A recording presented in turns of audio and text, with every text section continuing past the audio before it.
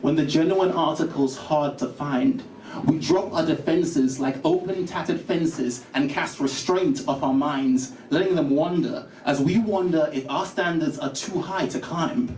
Unknowingly, we create the choicest opportunity to meet our new best friend called compromise. When our ironclad patience starts to rust and wear thin, compromise usually comes calling. It's when we admit the limitations of our ability and reveal that dirty word we don't like, our vulnerability.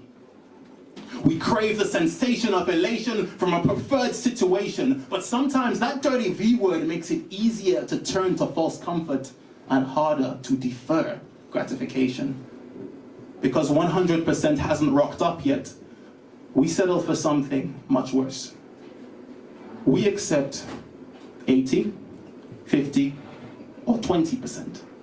We accept a camouflaged counterfeit. These fakers don't show up with the phrase, "I am a counterfeit," plastered on their foreheads, announcing their presence with Shakespearean aplomb, shouting, "I am said counterfeit, avoideth me well. I exist to distract thee and make thy life hell." No, the name of their game is subtlety, and boy do they play it well. Said counterfeit is sultry, it's shiny, it's easier, it's tastier, or so we think. We're so parched from the waiting place and dying for a drink. Even biblically it states, hope deferred makes the heart sick. So we get one sweet counterfeit mojito and drink ourselves sick. When we get drunk on vulnerable wines of compromise, that tasty counterfeit starts blurring the lines, spreading silky webs of half-truths and little white lies. See, your reason gets knocked off when you settle for a knockoff.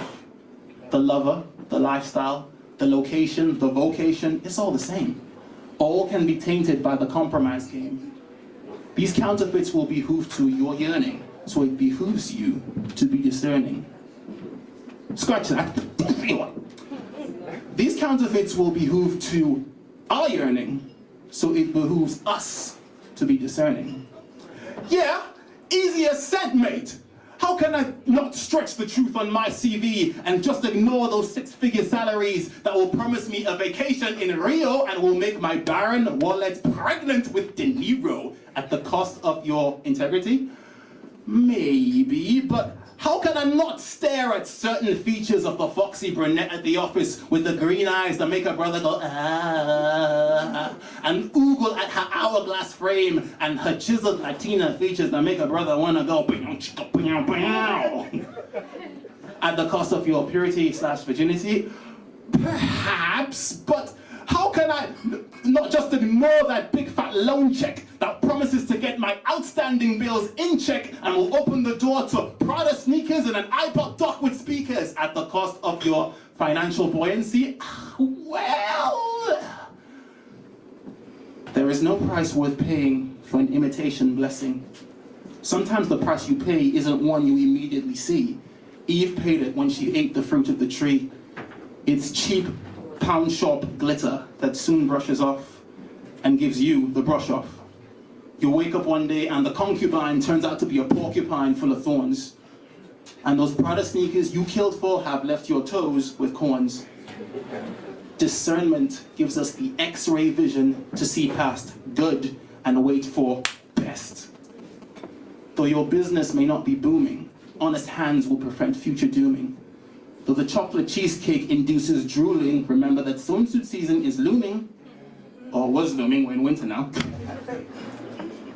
So hold fast to those sacred standards. Standards of purity, integrity, credibility. Standards which the world doesn't seem to esteem very highly.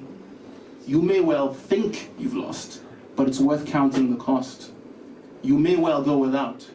You may well work through the pain, but it's worth knowing that you are losing to gain the real deal that's still on its way. Thanks, guys. You've been great.